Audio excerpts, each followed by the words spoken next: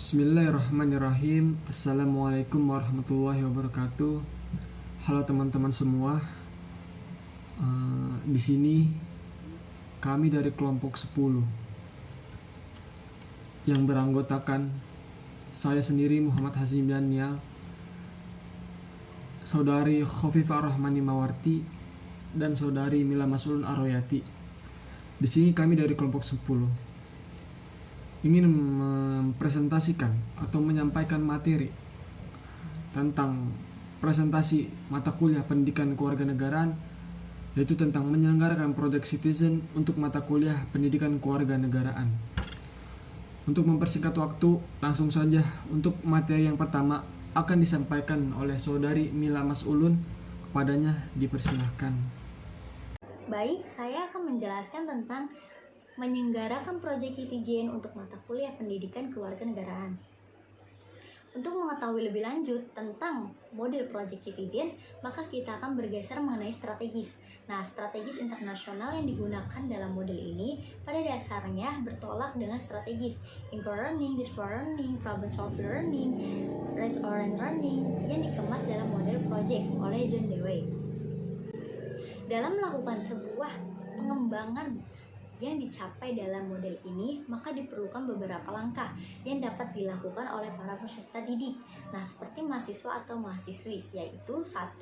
Mengidentifikasikan masalah, 2. Memilih masalah untuk bahan kajian, 3. Mengumpulkan data dan informasi, 4. Mengembangkan portofolio, 5. Menyajikan portofolio, dan 6. Mereferensikan pengalaman belajar. Nah, model ini sangat cocok untuk pembelajaran PKN dalam rangka menumbuhkan karakter warga Indonesia yang cerdas dan baik, yaitu smart and good citizen. Mengidentifikasikan masalah.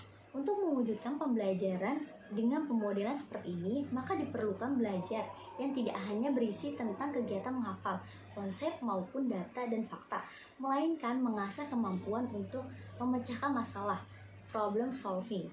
Oleh karena itu, bahan pembelajaran bukan saja berupa fakta dan data konsep maupun teori, melainkan berbagai masalah sosial yang ada di masyarakat. Berbagai masalah yang ada di dalam masyarakat itu sendiri, contohnya masalah perilaku yang buruk dalam berlalu lintas, membuang sampah sembarangan, perilaku tidak sopan, tidak suka bekerja keras, perilaku tidak konsisten, dan menyalahgunakan wewenang dan sebagainya.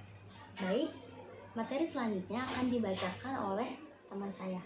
Baik, perkenalkan nama saya Khofifah Rahmani Mawarti. Di sini saya akan menjelaskan materi selanjutnya. Di sini ada slide ke-6, yaitu menjelaskan memilih masalah untuk bahan kajian. Dalam melakukan pencarian informasi, para peserta didik diharapkan dapat membentuk sebuah kelompok dengan mendiskusikan semua iklan, semua informasi yang telah didapat mengenai masalah yang berada di dalam masyarakat.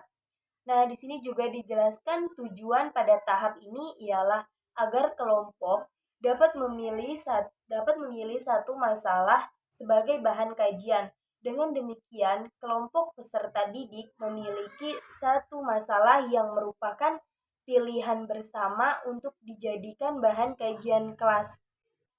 Baik, di slide selanjutnya ialah mengumpulkan data dan informasi. Apabila masalah telah ditentukan, maka para peserta didik harus bisa memutuskan tempat atau sumber-sumber informasi untuk memperoleh data dan informasi. Dalam pencarian tersebut, nantinya mereka akan menentukan bahwa sumber informasi yang satu mungkin bisa lebih baik dari yang lainnya. Nah, di slide selanjutnya di sini menjelaskan fungsi informasi. Kegiatan pada langkah 3 memberi banyak pengalaman belajar kepada para peserta didik. Di antaranya adalah membiasakan untuk mengambil keputusan dengan dukungan data dan informasi yang akurat. Pengalaman ini diperoleh para peserta didik tak kala mereka menunjukkan data dan informasi dari berbagai sumber untuk menjawab berbagai persoalan yang menjadi bahan kajian kelompok. Nah, di sini juga kemampuan ini wajib dimiliki oleh warga negara yang berkarakter, sebab akan fatal jika keputusan diambil hanya berdasarkan perasaan atau bahkan berdasarkan pertimbangan yang tidak rasional. Baiklah, untuk selanjutnya saya akan menjelaskan tentang langkah mengembangkan portofolio. Untuk memasuki tahap ini, tim peneliti harus sudah menyelesaikan penelitiannya. Dalam tahap ini, mulailah mengembangkan portofolio kelas. Kelas akan dibagi dalam 4 kelompok. Masing-masing kelompok akan bertanggung jawab untuk mengembangkan satu bagian dari portofolio kelas. Bahan-bahan yang dimasukkan dalam portofolio hendaknya mencakup dokumentasi-dokumentasi yang telah dikumpulkan dalam tahap penelitian. Untuk langkah selanjutnya ada menyajikan portofolio. Ada 4 tujuan dasar kegiatan presentasi portofolio, antara lain sebagai berikut. Yang pertama, memberikan informasi kepada para hadirin tentang pentingnya masalah yang diidentifikasi itu bagi masyarakat.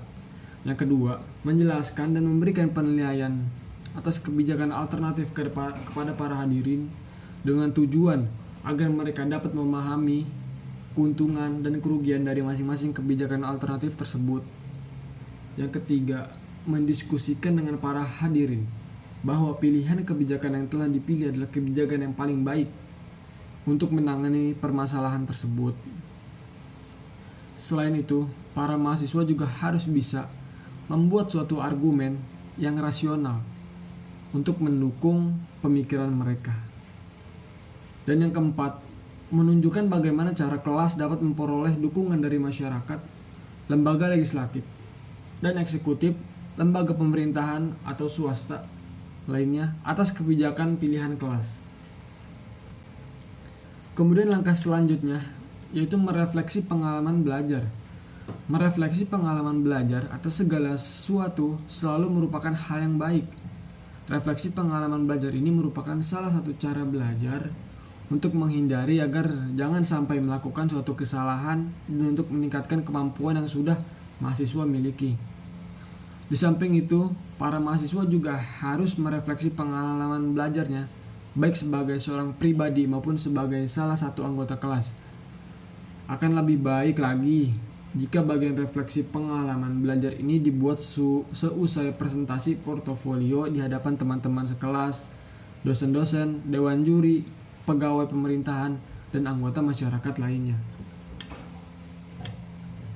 Demikianlah presentasi yang dapat kelompok kami sampaikan. Lebih kurangnya mohon dimaafkan.